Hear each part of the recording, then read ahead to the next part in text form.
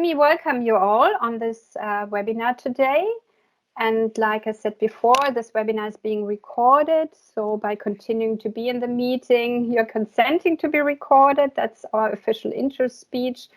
And yeah, so please stay with us if you don't have any problems with getting recorded. And I will come back to our room. So basically, I would like to warmly welcome you. My name is Heike Pratsch, and I'm an advisor in the GIZ Global Program on Culture and Creative Industries, which we implement on behalf of the Federal Ministry of Economic Development and Cooperation. And the program has the aim to promote employment and income perspectives for creatives. And we are active in 6 partner countries in MENA region and Sub-Saharan Africa. And we implement together with the German Goethe Institute. So today's webinar is the 3rd webinar forming part of the webinar series, 3 deep talks about Web3. And the series is our first activity in the frame of the recently initiated Creative Economy Alliance, which was launched successfully 2 weeks ago. Together with the Solution for Youth Employment program of the World Bank, we have joined forces to kick off this Creative Economy Alliance. And the aim is to build partnership, to share knowledge, and to collaborate on future projects to support, to create employment for creatives. So exactly our topic. So if you're interested in this alliance, I will post a link into the chat later on. And within this webinar series, 2 weeks ago, we started with a general overview of Web3 by Bridget Greenwood. And then this was followed last week by a dialogue. Last week, it was titled Policy Meets Web3 Community. And if you have missed those 2 events, we warmly recommend if you could make it last 2 weeks that you have a look at the recording. And I will share the link to our YouTube channel in the chat afterwards as well. So I'm delighted to open now the 3rd webinar on our series today. And today's title is Women in Web3, Unleashing Underrepresented Voices. And where we want to focus on individual stories from our guests today, from female actors in this creative industry in Web3. So, well, like the series title says, with deep talks, we want to invite you to gain more insights into this exciting emerging market and its potential for employment, or in particular youth employment. So please use it as actively as you can and make it to your own learning experience. There are no stupid questions, as you know, just stupid answers. So please, hopefully, after our general introduction and general discussion, we invite you as audience to join in with your questions. And you're always welcome to put in the chat also questions, and we will come back to that later on. So I will hand over now to my team member, Kira Schmieg. Her name is here Deborah. She had to switch her computer, but it's Kira Schmieg, with whom we set up this webinar series together and further activities in the field around Web3. And she will introduce now the guest to you. So Kira, it's your floor. Thank you so much, Heike. I'm delighted to open the 3rd webinar with Heike together, where we want to focus on individual stories from female creators in the space. Today, we have Jeb Chumba, founder of African Digital Art, with us today. Then we have Sharouk. She's an NFT artist. She's founder from WACMI Kuwait, and she's empowering women in Web3. And we have with us Natalie, and she's one of the, I think you can say that, most successful NFT artists from Jordan. What we want to explore today are journeys of our guests and learn about what role Web3 played in there. And today we want to shed light on stories of success, but as well talk about hurdles in a digital, dynamic, maybe sometimes overwhelming environment as well. So thank you so much for being here with us today. And I would love to give the word to our speakers to introduce themselves with a few sentences. And maybe we start with Sharouk. Thank you so much for being here today. Thank you, Kira. Thank you for the introductions. Thank you for having me here. I think this is a wonderful endeavor that you're doing. This is it's a topic very dear to my heart. I got into Web3 simply because I was censored in my own country. My art, let's be specific. My art was censored in my country because I tried to discuss socio-political topics that no one else wants to talk about. And so, and as an artist for over 30 years, I found that entering Web3 at a time when I was being silenced in Web2 was very empowering because it allowed me, even during COVID, to be able to have access to an entire universe that I was not able to access before. And that's kind of where I want to take the discussion today about how Web3 empowers women and underrepresented voices. But so, yeah, I'm an artist for over 30 years. I've been in Web3 for over 3 years. Yeah, that's it in a nutshell. Thank you so much, Sharu. Thank you so much. So do we want to go ahead with Chepchumba? Do you like to say a few words about you? That is so tough to get me to say it in a short time. Usually I love talking about myself. So I'll just be very concise. My name is Chepchumba. I'm from Kenya. I'm a digital artist and also a curator. And I founded African Digital Art um, quite a while ago now, like 14 years ago. I've been featuring digital artists around the continent for over a decade, featuring all sorts of projects, working and collaborating with mostly creatives, like being sort of um, uh, uh, like a collaborator and also sort of an ambassador to like different parts of the world. And then I was very, very reluctant about Web3 just because there was so much hype around it, and being a digital artist for such a long time, it made me kind of skeptical. But then I completely jumped in, totally got my feet wet, and really explored this world. So yeah, that's what I can say about myself for now. Yeah. Thank you so much. Thank you so much, Chumba. And we hand over to Natalie for a few words from your side. Hello guys, my name is Natalie Lama. I'm based in Jordan. I'm a digital artist.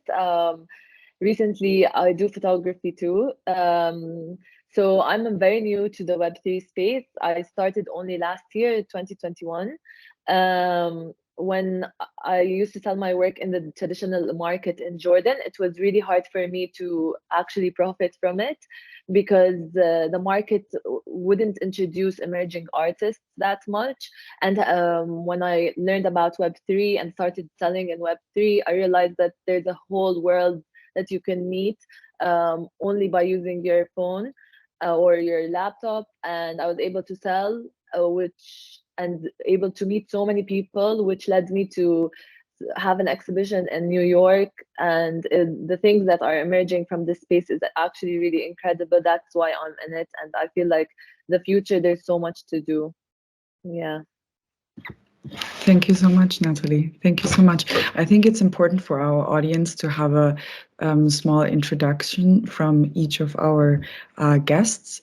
And to have an organic discussion, I think it would be nice to dive deeper in the super interesting and diverse stories. So maybe we can continue with this round of giving some insight in your stories.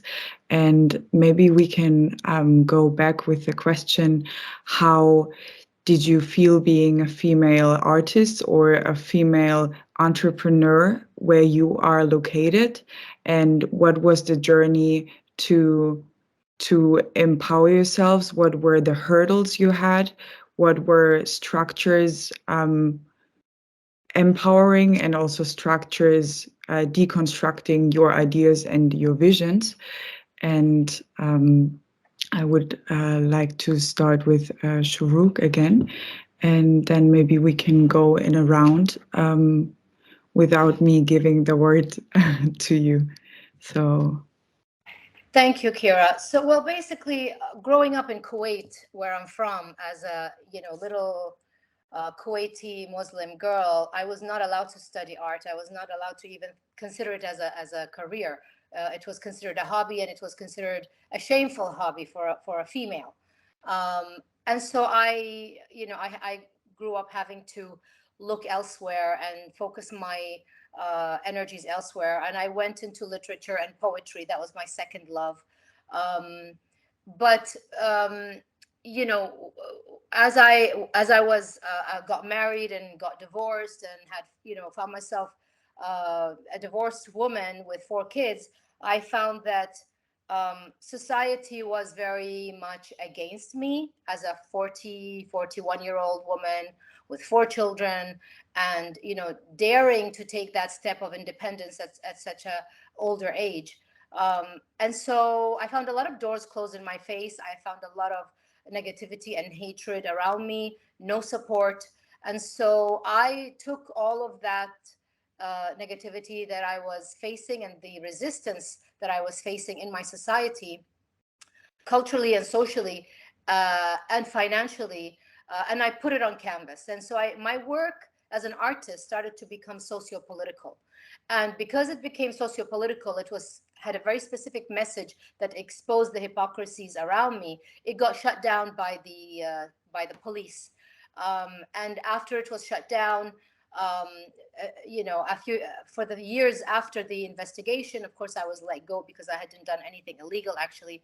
After the investigation was dropped, I started exhibiting and publishing and writing outside of Kuwait, although living in Kuwait, because as a woman, I was not allowed to leave the country with my children, or else my ex-husband would take my kids away from me. So I found myself in a predicament then, where then COVID hit, and there I was stuck at home, but also stuck in my own country where I was not able to leave. And then I discovered Web3. I discovered that I could actually create, I could actually curate, I could actually mentor, I could actually, I had access to an entire metaverse, and this was accessible to everyone, not just to me. And then I, got into NFT art and digital art, and created a Middle Eastern North African community on Twitter, and started speaking about censorship, started speaking about women and women empowerment, and how to get out of the rut that you find yourself in, and so on.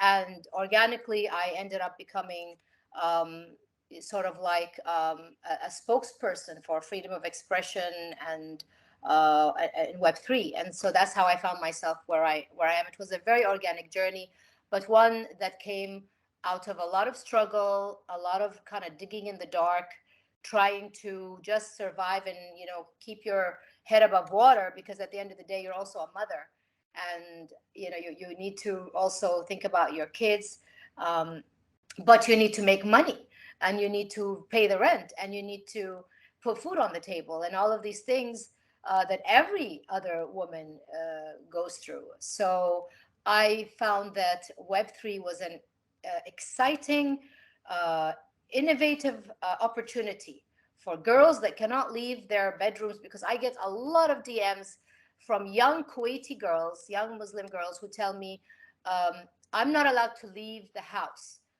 What do I do? Or I'm not allowed to be an artist. What do I do? Or a woman who's actually an adult woman whose husband won't let her work, and she's actually abused, physically abused, and she says, what do I do? I'm in no position to give. I'm not a psychotherapist. I cannot give advice in that sense, but I can definitely share my own experience, and people can do with it what they will, but I do at least offer this opportunity and say, listen, there's this thing called Web3. You could always try it out. You can be anything you want to be on Web3. And as Natalie said earlier, I met a whole other world of people and community that were amazing. And though we can get into what Jeb Chumpa said earlier, about it also being kind of cutthroat and a little bit of nastiness to it, yeah, there is that going on as well. We'll talk about that. But ultimately, the OGs, the people who really got into it for the right reasons, they are loving and caring and supportive, and they want to lift you up and they want to see you succeed. So, like everything else, there are two sides to it, and we could get into that later. But yeah, that's how I found myself here. That's beautiful that you also already talked about and touched up on communities a little bit deeper, because we were talking about Web3 communities earlier in webinars we had here in this format. And I just wanted to ask again, when you said you established a community, what did you found there back then, and what were the dynamics, and how was it? Did you feel like that there is more support from female artists especially, or was it just as diverse as you can think of? No, well, this is the interesting thing, is when I started, there were not many Arabs in this space, not a single Kuwaiti at all. And so, but they were there, there was one here and one here and one here. And I just wanted to create a community. So I started a Twitter space called Middle East and North African NFT Talk, and just started inviting people in from all around the Middle East and North Africa.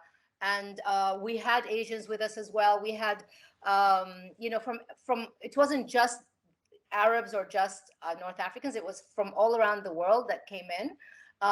But just to kind of create a space where they could get to know each other and share their stories, because every single person had a story, and their stories were fascinating, and all of them were there for a reason. I found that a woman in Web3 can, we have as much opportunity as men in Web3 if we want to, because it's a new space for both of us. It's not the same as Web2, where you say, okay, historically, women, hundreds of years ago, had to be the child bearer, had to stay at home, and this hindered her opportunities for work and for fame.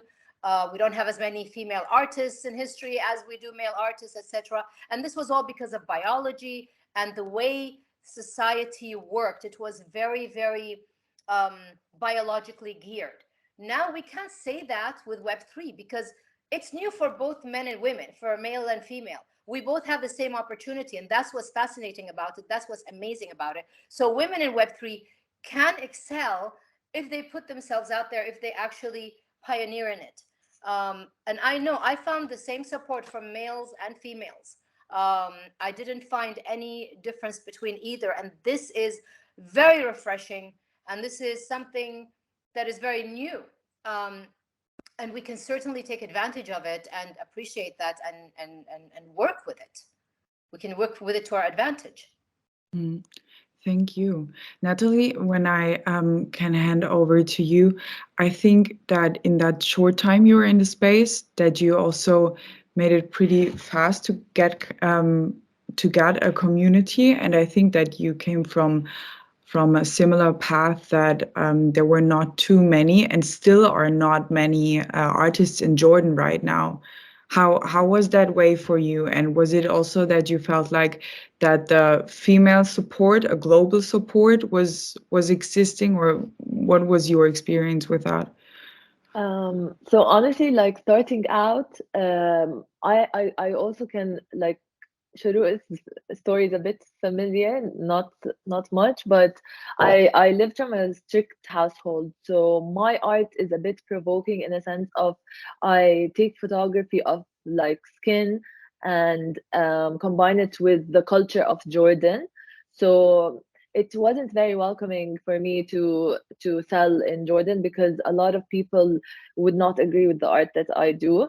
But it was really, really refreshing for me to enter a space where it was very welcoming. Like, for example, the community of Shuru, the Middle Eastern and African community, I was part of that, which is incredible. It's we help each other. There's so many women, they were telling their stories. It was very inspirational.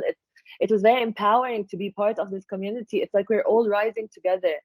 So that sense was really helpful, because there's no women artists that I know that knew what Web3 is, neither like the technology about it, which I feel like it's so important. I feel like education about this is top, and it can help a lot. And of course there are hurdles. There's anything in life, nothing comes easy, but you work with it, and especially having a community and background helps a lot. Like Shuru, I've listened to Shuru so many times speaking, and it's incredible how just a conversation that can be on your phone can so easily influence you and push you to do like creatively become even successful in a path of success. Yeah. I think especially from an artist side, then it's pretty much the community of finding collectors, of finding gigs. For example, maybe I can say that Natalie was published on Times Square in New York as well, and you were invited to the NFT New York a few weeks ago. So Yeah. this is amazing, and this shows that there is some global resonance with your work for sure. But what is also super interesting is when you try to be in Web3, maybe not as an artist, but as a female founder, and then it really comes to the point where you are in conversation as well with investors, and when you really try to make a living of being an entrepreneur in the space and trying to build a business. And Jeb Chumba building African Digital Art, the platform, I think that you made a lot of experience, not focused on just the art bubble, but a little bit wider, Web3 related. Do you want to say something about that, Jeb Chumba?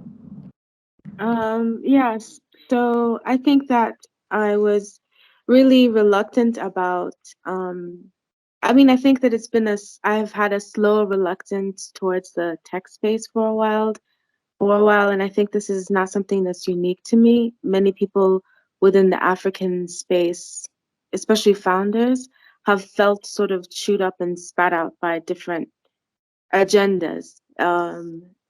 For example, like you might have like all of the brilliant idea, you might have like built the best platform or the best business, but you can't get enough capital to raise, so you're sort of pushed up there with investors as like a female founder or as a Kenyan female founder, so you sort of start representing a lot of things, but then the problem is that there isn't as much funding support for people in emerging spaces yet, especially in Web3. So I think that as people ran towards it, it was sort of a free for all in the tech space. So you saw a lot of different people getting funded, getting a lot of capital to invest in building platforms, and some people getting nothing. So you had varied success with artists. You had some artists who would sell out and do very well, and others who felt as though that being on Web3 compromised their work because they had to spend a lot of time marketing and building communities, and that sort of tore them apart from digital art. So there was like, I think that period in time in which Web3 emerged was such a pressure cooker, and there was also us recovering from COVID as well. So we were kind of all manic, I think.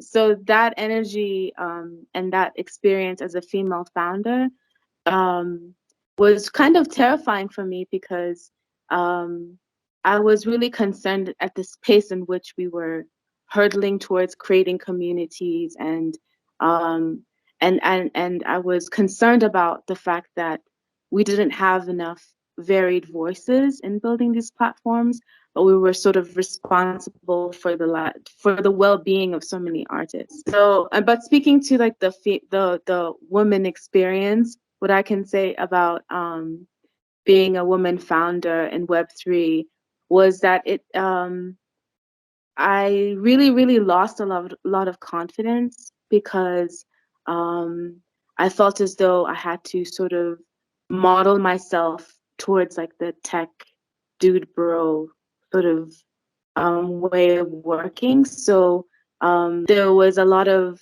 in terms of like my life, in terms of my livelihood, I felt as though I had no work-life balance. I was working endlessly, you know, sort of pushing myself. So I think like those kind of things made me concerned about um, just like the way in which we sort of set up these companies or these organizations in these digital spaces. And now, especially that there's more of us connected around the world, I think that we're interested in finding much more. I'm more interested in finding much more balance between like my digital life, my digital community, and how I interact with people every day. If that makes any sense. Yeah. I I would like to add to what you were speaking, if that's okay. I do agree with a lot that you said. Like especially when I started in this space, it was very booming and hyped up, and it was really hard for me to have a voice. And I felt that when I entered, but as soon as the market went down, which had happened and it affected people, I felt like my voice went up. You know, like I was able to share more. Um, I feel like it depends if you're in the right time at the right place. That feeling I have about it sometimes, and also like my friends that I met through this space also felt like they started becoming successful when the market went down because they had a voice to speak to. Um, I feel like there should be more structure for sure, but through time, people are still learning. But I feel like we can reach it. It's just like balancing. It's like you want it so badly, so you just work so hard, definitely. Can I just add to both of you that same point is that I think one of the most important things I try to talk about on Twitter Spaces and in the NFT space is um, try to avoid FOMO, the fear of missing out. FOMO is a real thing. It's a real thing, and it's one of the things both of you were talking about that it's like you're trying to be heard, you're not heard. Certain people get the attention, you don't. Certain people get sold for so much. Um, Nonsensically, you don't, and I've been in that position as well, where I've had my work sold for thousands and thousands in the real world in IRL, but in my NFTs, an artwork would sit there for months on end and not get sold, for example. I From my experience for over 33 years, I can safely say the biggest thing I can say to avoid this feeling is to just really ground yourself in your work. Sometimes you do your best work when you kind of disappear a little, focus on your work, and then come back and really hit them with what you've done, what you've accomplished. But as Chumpa was saying, you will lose focus as a creator if you're out there marketing yourself. You're on spaces every day, you want to be heard, you want your voice to be heard. Hello, I'm here, can you hear me, can you see me, I exist. Trying to be seen and heard all the time, which is a real thing in Web3, can stop you from being in the zone of a creator. And we need to be in the zone, we need to have the headspace, we need to be away from our socials, we need to be away from all of that day-to-day stress, and kind of be in that space where we are overtaken by the power to create, the flow, which is guided by the universe. All true creators are guided by the universe in their flow. And we can't get there if we're focused on tweeting and posting and, that's day-to-day IRL social media. So FOMO, it's a thing. try to avoid FOMO. If you can avoid FOMO, it will definitely help you, because eventually, if you're there, you know, a lot of these people who are selling and doing great now, they may not be here, you know, 5 years from now, but you will be. You know what I mean? If you have faith in yourself that you're going to be here for the long run, there's no rush to be seen and heard today specifically. And I think that's the most important thing people need to remember, to avoid panicking with FOMO. Yeah, I completely agree with that. Um, Also undervaluing the work, because once you put your work out and you want to sell, some people undervalue their work to make it lower than it actually is after the hard work that you put into the art. So that can be hard sometimes, because it's like, okay, I put this a lot of work on this, and it's not selling. Maybe I should like put it for lower. And that's also, you need to remember, like, you're an artist. Whatever you do, just believe in yourself, and if it doesn't sell, it doesn't sell. It's psychologically, it does give a play, but Everything sells eventually. It eventually. will sell eventually. It just hasn't been seen by the right collector. The right Mm. person hasn't seen it. That's all. One day the right person will see it and buy it. And I speak from experience when I say this. I've had paintings that I thought were some of my best that didn't get sold right away. 3, 4, 5 years later, a collector out of nowhere has seen it somewhere on the net and contacts me and wants that specific painting, seen by the right person. That's all it is. It's a matter of time, but everything gets sold eventually. And when we talk about exposure and in that sense also about marketing, can we maybe step one step away again and clear that question? Why is it in Web3 more likable to find an audience than in Web2? When we think about how much capacity of marketing Instagram has, for example, so many artists nowadays have such a reach just with Instagram. Or does this have something to do with the kind of anonymity you can have in Web3? Why is Web3 a step ahead of Instagram when it comes to market and get exposure for your craft and for your business? Well, I think what it is actually is why the word marketing comes in is because I think a lot of people fall into the trap of becoming marketing, but what it is supposed to be is actually, you're supposed to be building an ecosystem, and that is built on building a community, whether anonymous or not anonymous. Sharuki mentioned when we spoke briefly before, you mentioned that you were able to organize in Twitter based on people who enjoyed your work around the world. These were people, an audience that you never really expected, but they sort of found themselves out to you because of your artwork, some because of your story. It's like a different mishmash of people. And so a healthy sort of Web3 is one in which like people are bonded together in community, not based on like necessarily their gender or where they're from, which country they're in, or you could be anything. You could be even like a blob or a square. You could represent yourself in which way. And this is sort of the promise of Web3. But still, I think that I still think that there still needs to be much more different participation in creating safe communities and like sort of ways in which we can build trust. Otherwise, we fall into the trap of just being about like collecting followers or collecting numbers so that we can appear to be a sort of type of artist so that we can sell artwork.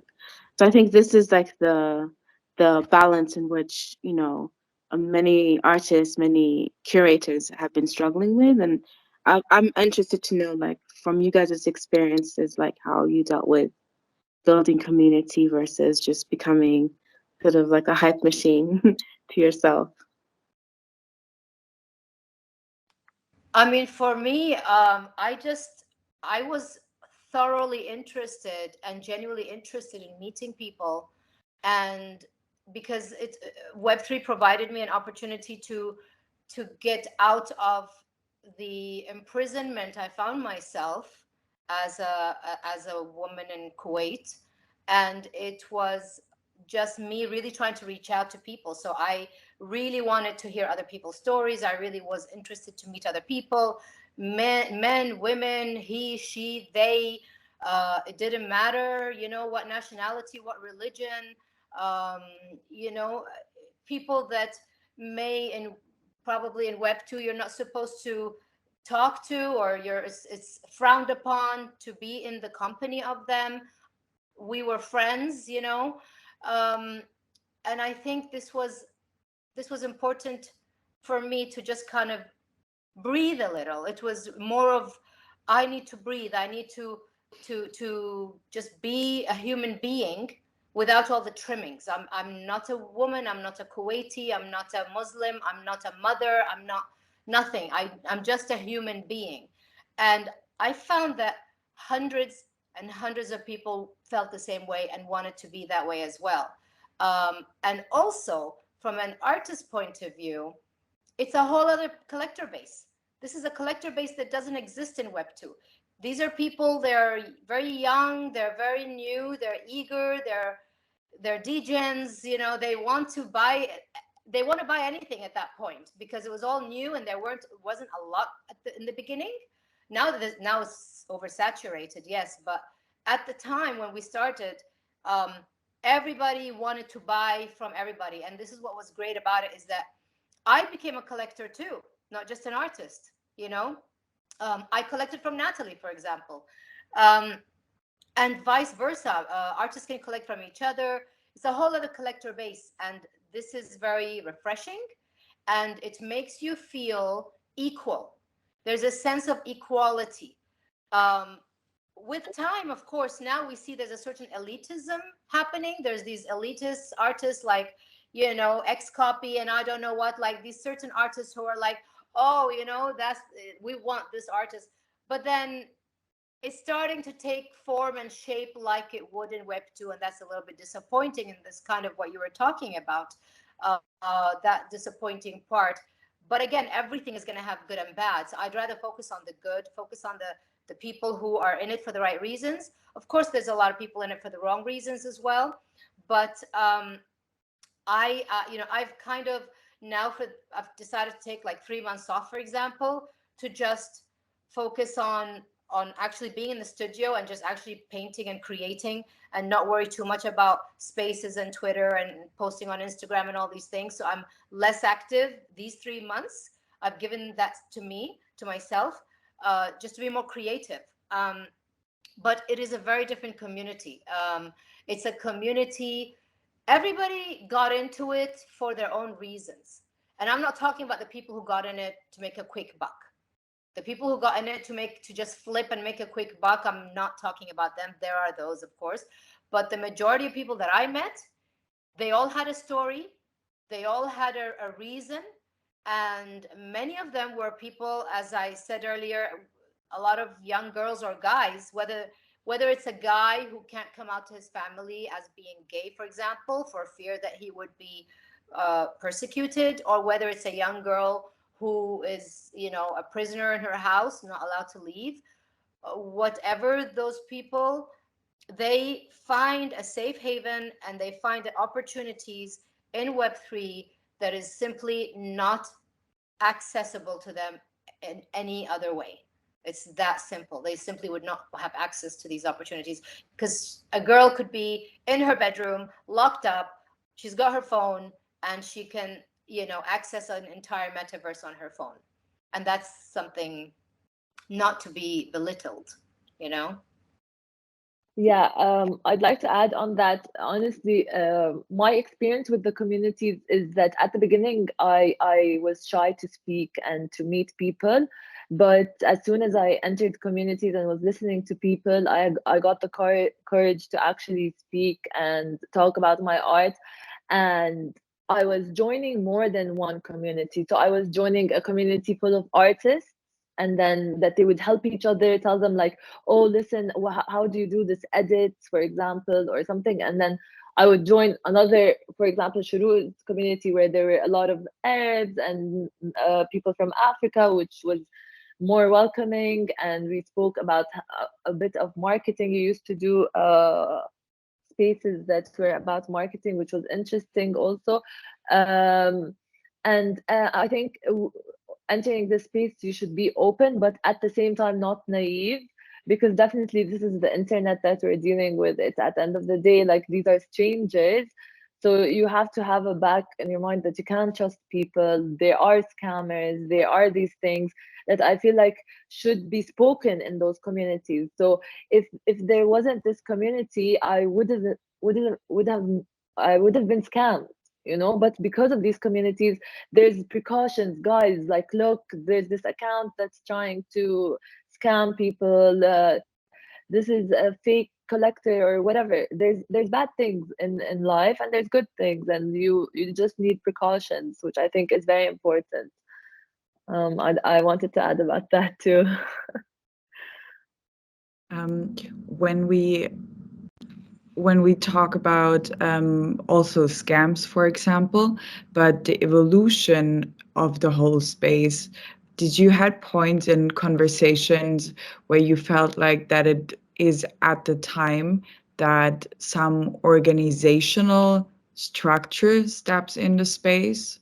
Also, when it comes to regulations or when it comes to setting up safer environments, or is this kind of the do-it-yourself mentality in the space, which is actually not welcoming to structures from outside? Like, also, as an organization like GIZ, we would like to know what cooperation like that could do in the future for Web3, for example. I don't know if you guys agree, but I think, in my opinion, education is the most important thing. So GIZ can just give a rundown to people of, like, listen, if you're entering this space, this is how it goes. You need to be cautious about this. You need to know about this. And if you interfere in this kind of situation, you can get out of it in this way. Don't press random links. You know, the basics of NFTs and the Web3 and how to access it. I don't know what you guys think. Yeah, I mean, you have this stuff, you know, the scamming stuff, you have it on Web2 all the time as well. Like, you see on Instagram, in your request, your DM request, there's always these people who are saying, hey, you know, we want you to show our jewelry, and we want you to be our ambassador. And you know, these are all scammers. And so it's no different. But the biggest thing is, we always say, do not click on any thing unless you are absolutely 100% certain who that is. Because, and what I do for safety is, if I want to click on something, I will actually go to the Twitter account of that entity, and I will click on their link in their own bio, and that's how I will access them, through their bio in their official Twitter account. I will not just, like, you know, Google and just kind of click on any link, because you just never know. You just never know. There's been so many scams. And, you know, that's just general advice for everything in everywhere, is just don't click on something you're not 100% sure of. Also, don't be so desperate that you will believe anyone or anything. We always say DY, you know, do your own research, DYOR, do your own research. Awareness, as Natalie was saying, research, read. I spent an entire year not saying one word, not introducing myself on Web3, a whole year where I just studied the space, researched it, listened to people, got into spaces quietly and saw and really educated myself before I jumped in. People need to take the time. Again, do not FOMO. FOMO is where you will, it's your downfall. If you just want to jump in and just FOMO into things, that's your downfall. You have to take the time, you have to do your research. And speaking of education, here's another thing. Education is not available to a lot of people. I don't know if I'm going on a different tandem topic, but education is not available to a lot of underrepresented voices in this world. They simply don't have access to education. Web3 makes it possible. You can have a different type of education. You can, because it's provided so many independent jobs. You can be an entrepreneur from your own bedroom. You can learn so much and do so much from the privacy of your own phone or laptop. So yeah, I just feel like in this age where a university degree doesn't mean much anymore, unemployment is rampant, and people are panicking that AI is taking over jobs. AI is not taking over jobs. The people using AI are taking over your job. There's a difference, It's the people who are using the AI, they're the ones who are going to take over your job. You need to remember that. And so you need to get on board and learn the technology. Don't be left behind in the dust. This is where we're heading. This is the future. And so this future, Web3, AI, NFTs, blockchain, it offers really so many opportunities and new jobs for people where you don't even have to go to university to be able to do these jobs. And so this is a whole different kind of way of thinking, because most families, especially in underrepresented areas, most families still think very traditionally. No, you must do this way and this way and this way. But guess what? The way the world is happening now, all of these people are losing their jobs. And if you lose your job, what do you have to fall back on?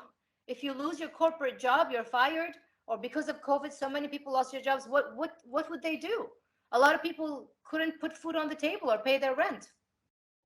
If you find your place in Web3, this will not happen to you. There's the chances of this happening to you are slim, very slim, because then you will know how to bounce from one thing to another in Web3, where you can maintain your independence and your financial autonomy. So it's just, you have to think about it that way as well. All right. Thank you so much. I think we should open up to the audience, and I see Lara's hand quite a while raised, so I would love to include her into the conversation, and all the others who want to, of course. So I hope that's okay. Go ahead, Kira, you're welcome, Lara. Thank you. I just wanted to say that all of what you said, ladies, resonated so much with me, especially as an Arab woman that has struggled a lot to make it in the West. Although I hate the West-East narrative, but sometimes you find it so hard to be accepted and heard and your value seen and appreciated in the space if you're not white, for example. So for me, it was a big struggle. I'm currently a single mom as well, so I really resonate with what Dr. Shuruq was saying. I think just a couple of points that I'd like to share with you from my journey. So it's definitely, we have a big gap, educational gap. We don't have any Web3 literacy, financial literacy as well, from where I come from, at least. So definitely education, but then you have a lot of obstacles as women from that part of the world, such as funding and exposure.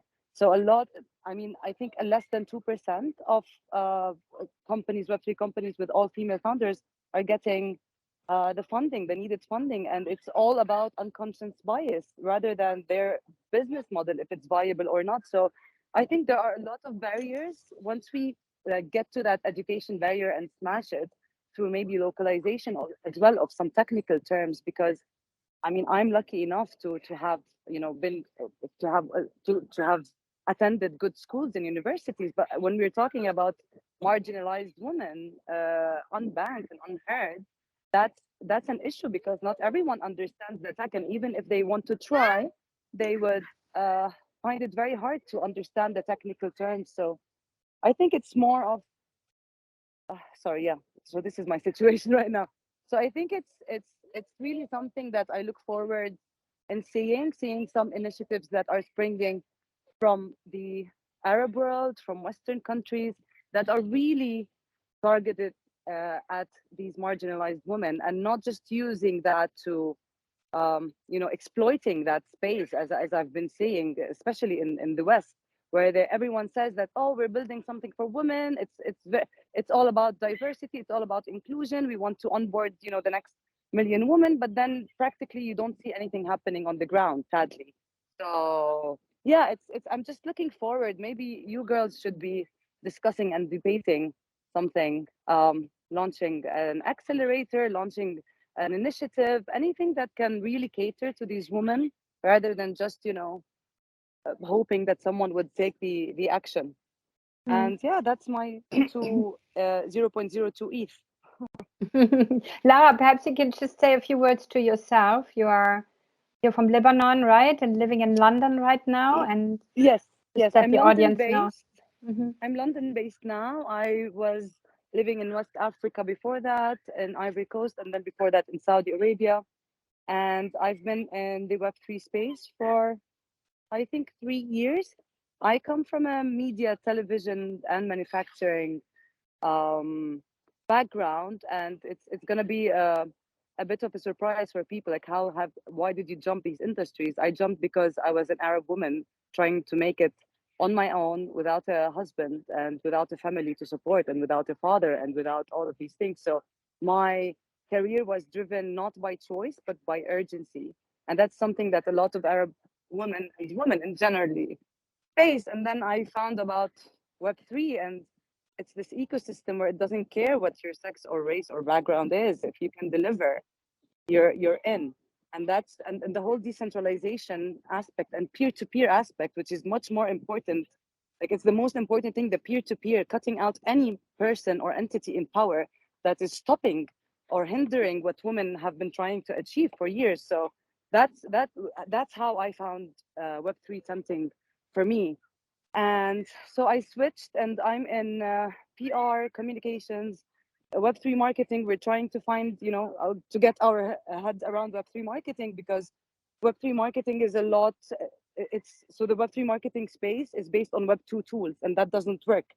Our metrics, there are no Web3 metrics, tangible Web3 metrics to measure the success of projects. So this is where I've been diving in. I also curate and moderate web panels internationally, and it's something I'm very passionate about, because what I feel that is needed is, first of all, having Arab women representing in the space and not letting the space be dominated by males.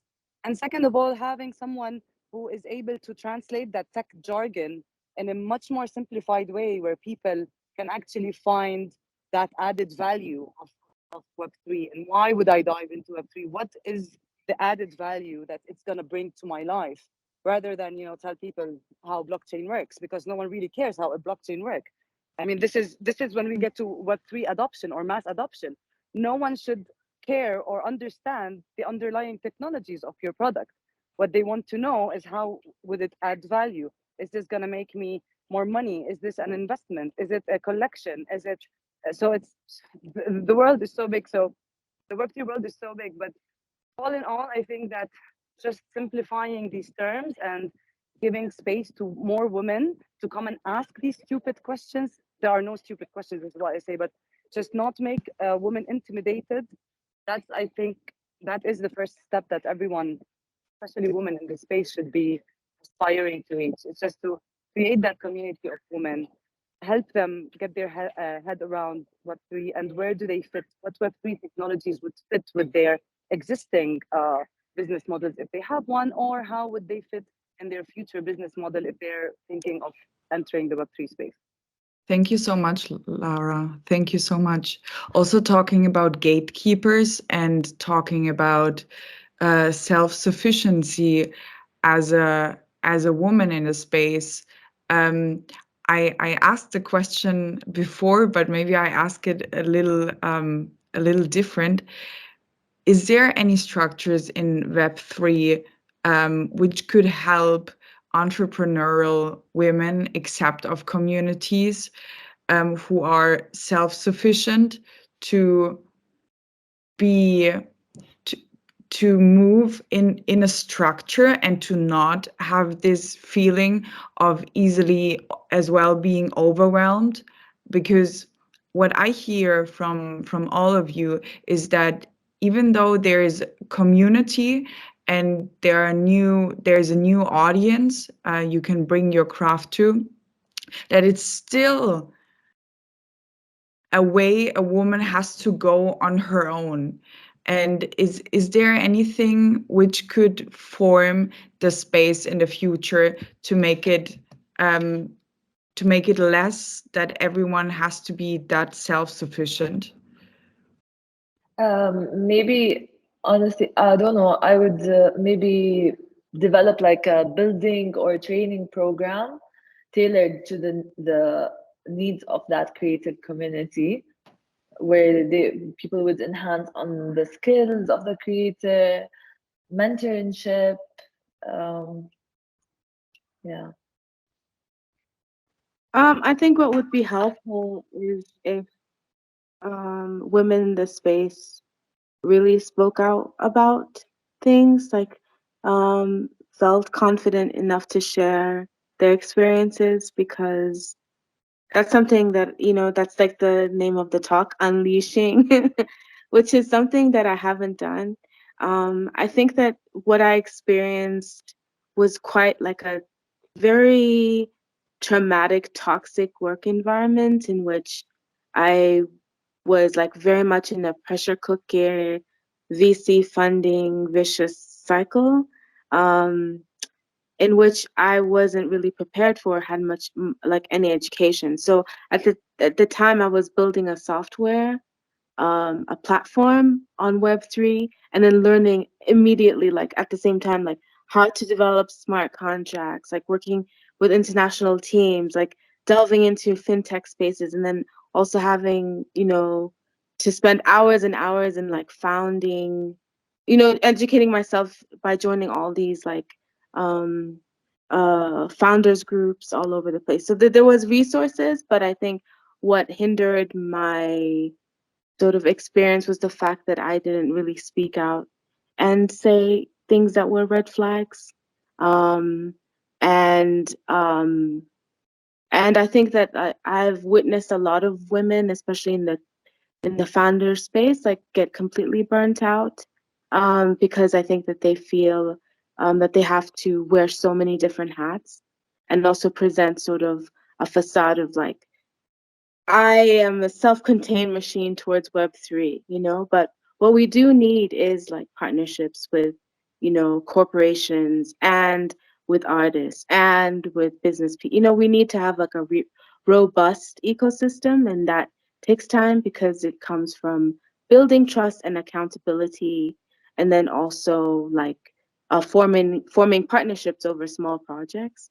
Um, so one thing that I'm committed to doing is like sort of come out of my shell and speak more to the experiences that I had, because I had a very I also I didn't have a lot of information as a founder about like doing your homework with your co-founder, and like how do you, share equity, how do you share work and labor with like different demands with your work and personal life, and also with a pandemic and all of the life situations that happen.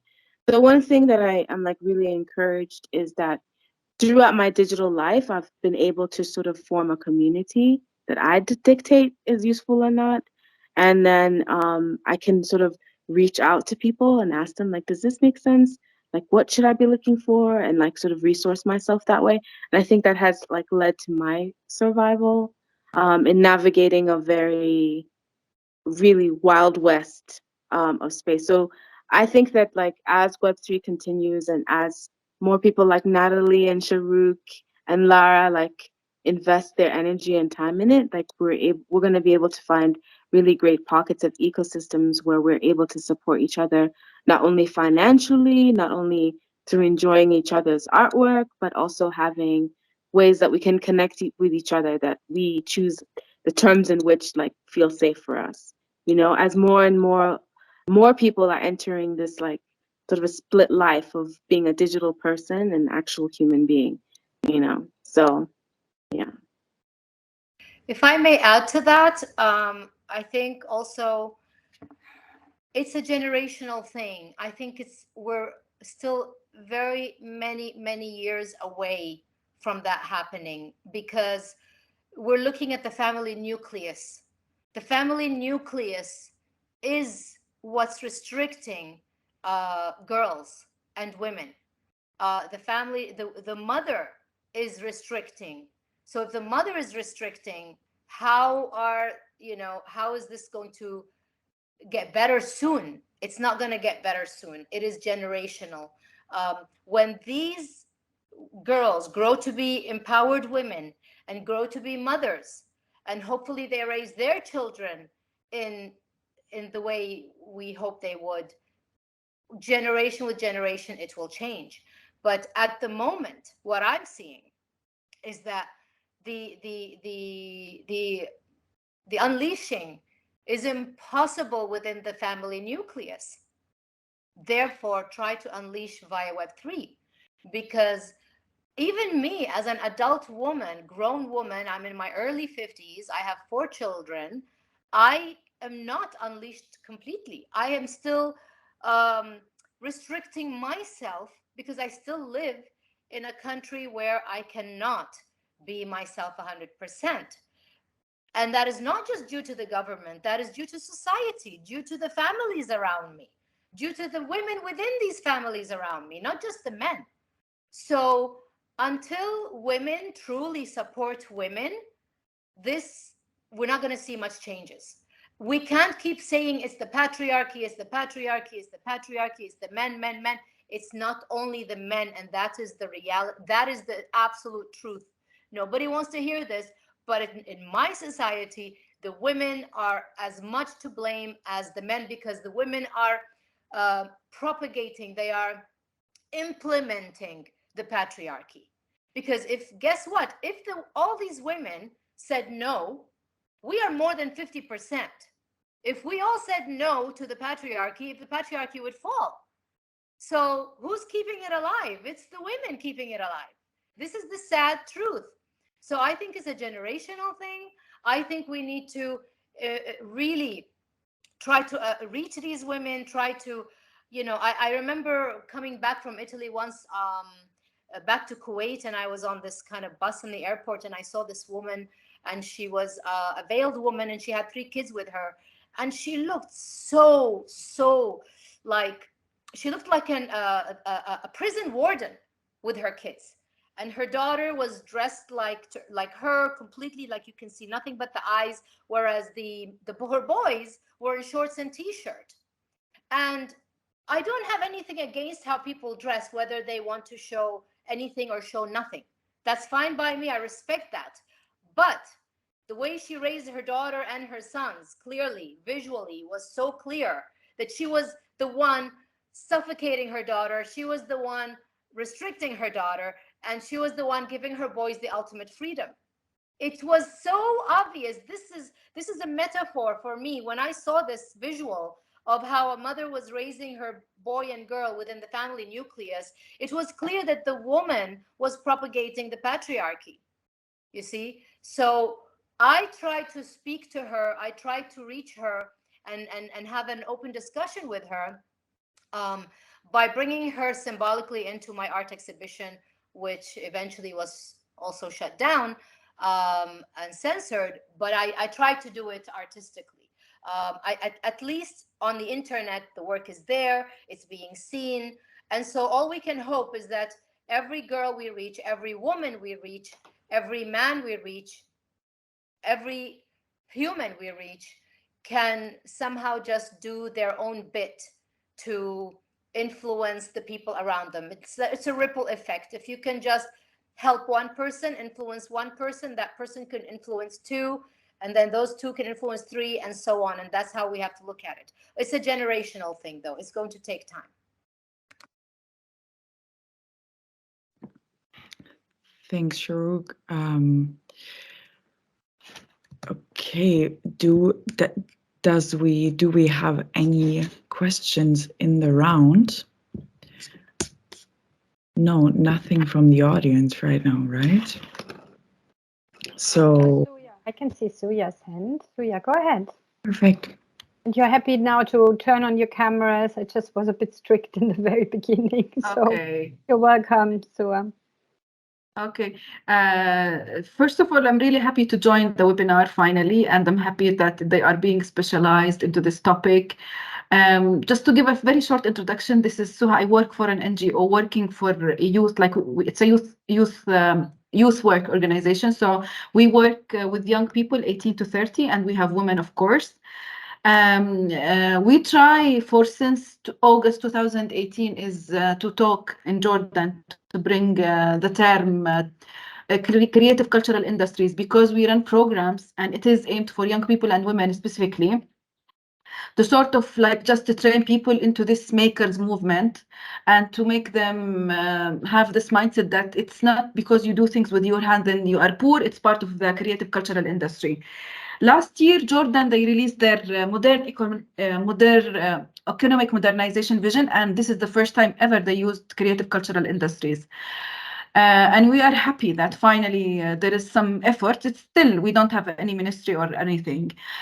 For us, we keep looking into ways for how, because yes, I totally agree with you, like NFT, the whole thing related to the anything you do virtually, it's really suitable, but it's still also like have this barrier because it's technology and it is intimidating.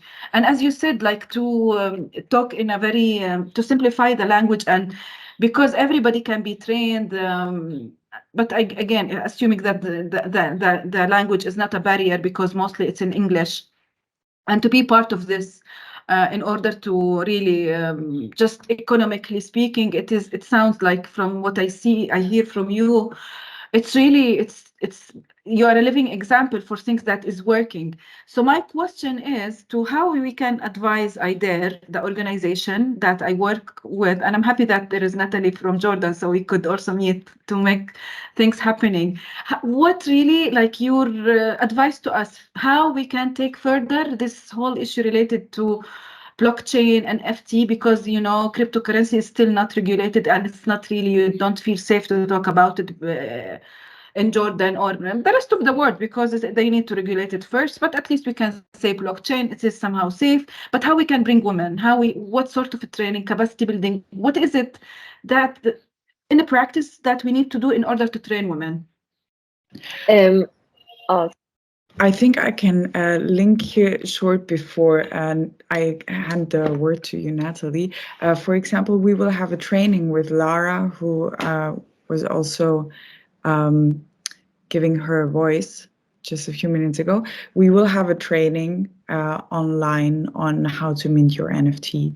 And further on, this training will be accompanied by a female cohort, we call it, where women who minted their work are advised by Natalie here today, and Dada Boipilo, we had her last week for Policy Meets Web3. They will guide women in one-on-one sessions to give advice to their work.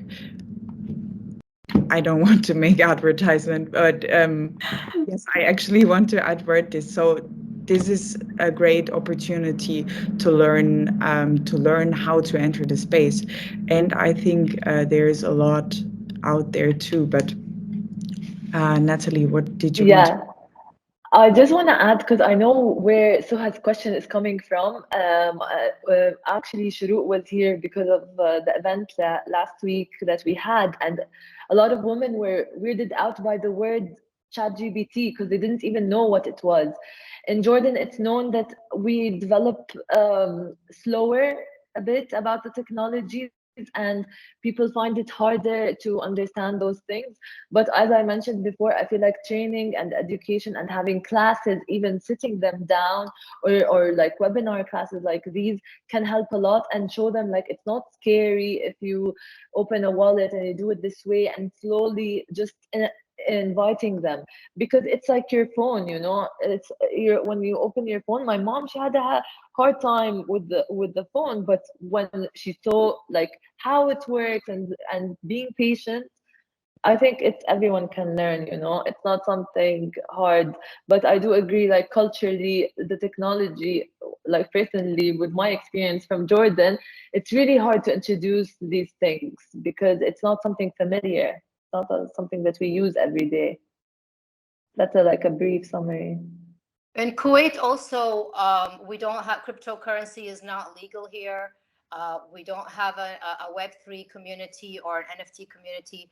And so I founded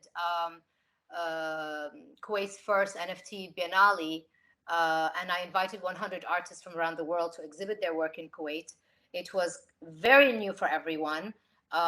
People would come in and not understand what they're looking at. They wouldn't understand, you know, how is this?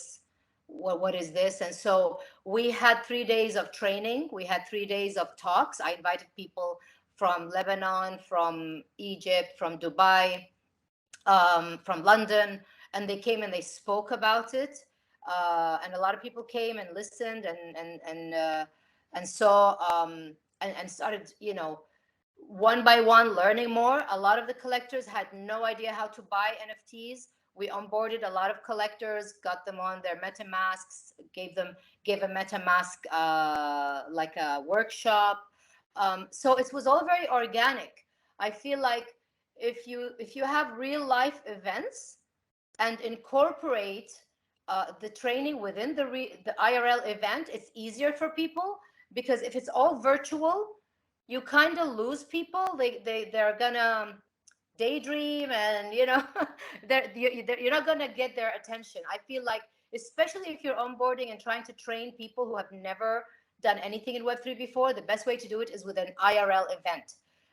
Maybe hire out a cafe and invite people to the cafe, offer tea and cake, and talk about, you know, casually talk about experiences in Web3, or invite a couple of people who had experiences in Web3. There's so many ways to do it and onboard people and train people in a way that's organic and fun, and not make it so much like it's a training, you know, like a hardcore training. You can do it in a way that is part of their lifestyle, and it can be just very smooth and effortless and organic. I feel that at least in Kuwait, when I founded the exhibition, it was supposed to be a 4-week exhibition, 2 or 3 weeks. They lasted for more than 8 weeks, almost 3 months, because people kept saying, "Oh, keep it. We want to come and see. We want to come and see." So it was very successful in that sense, and it was just all very organic. This is really great. We will be conducting actually a workshop offline. I don't know, Natalie, if you know him, Laith Tarawna, he will conduct it, but we still need to find a clever way or smart ways to disseminate the call and people understand, hopefully. But we will be doing sort of like word of mouth about the workshop. But I was thinking how we can capitalize, because this is the first time ever we will do this workshop, and I don't understand how we do follow up. I know Laith is doing, like, he has this understanding, but as you said, Shuru, Kaman, we don't have the community, and then I understand that we need to build a community.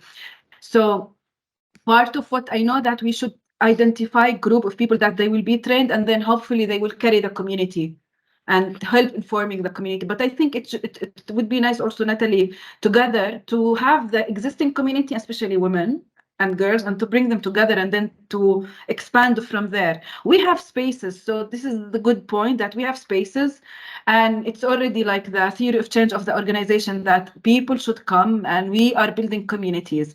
So yeah.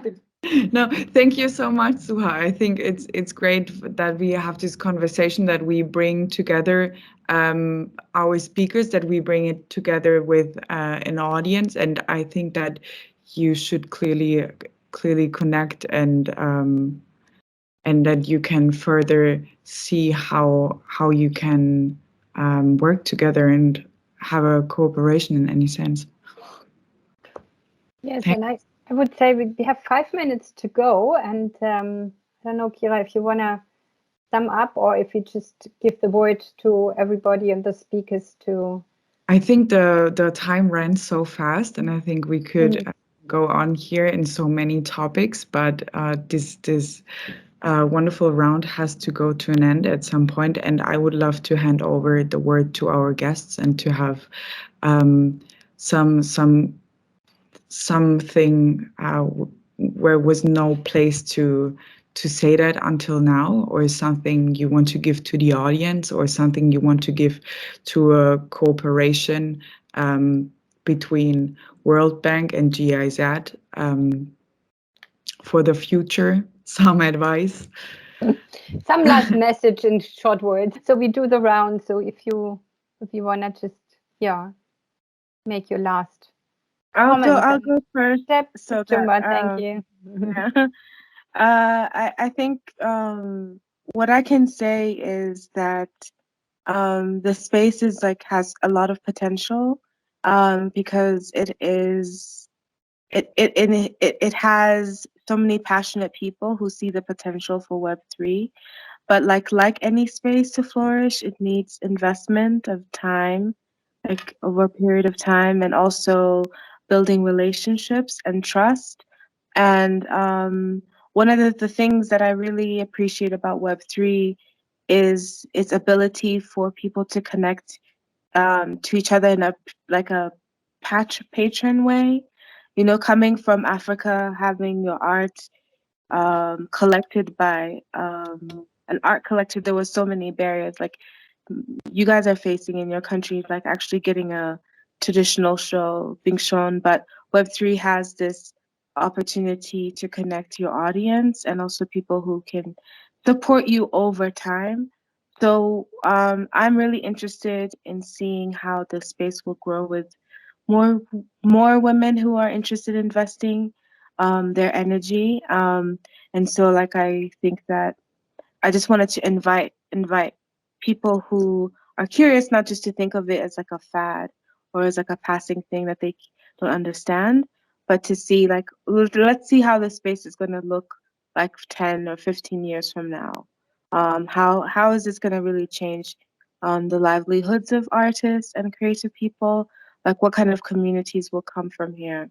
I think that's a much interesting way of thinking of it, rather than thinking of it that Web3 is something that we're just experiencing now and who knows, because it is sort of inevitably going to be the standard way in which all of us are interacting with each other. So yeah, I just wanted to thank all of you for making the time as well. I was really, really inspired in meeting Sharuk and Natalie and seeing all the energy and work they are into making this also a really great experience for people to participate in. So it was really great to meet you guys, and I'm definitely going to follow up and see where you guys are after this conversation and the projects that you're involved in. Yeah. Thank you, Jumba. Thank you so much. Yeah, honestly, I'm very grateful to be here too, meeting such powerful women. It's really interesting and very inspiring to have you all here. Honestly, just having this conversation and creating such webinar is a start for something positive. So I guess we're on a very good track. And I want to thank you guys also, Kira and Heike, for doing this. Yeah. Thank you, Natalie. Looking forward to our further collaboration on the training part. Shurab. Yeah, I'm just going to agree with Natalie and Jepchumba that basically it really is about giving the space a chance. I truly believe in the opportunities. There are so many opportunities available for underrepresented voices in Web3 that have not been tapped into yet. And instead of jumping on the bandwagon and just being a sheep and following what the media is saying, that, oh my God, this is so bad, and AI is going to replace us and we're all going to become robots and I don't know what. I really feel that if you make the technology work for you, then you're going to be ahead of the game. You're going to see something amazing happen, because it's just, if you look back at history, it's the same story throughout history. When the internet first came out, people were very worried.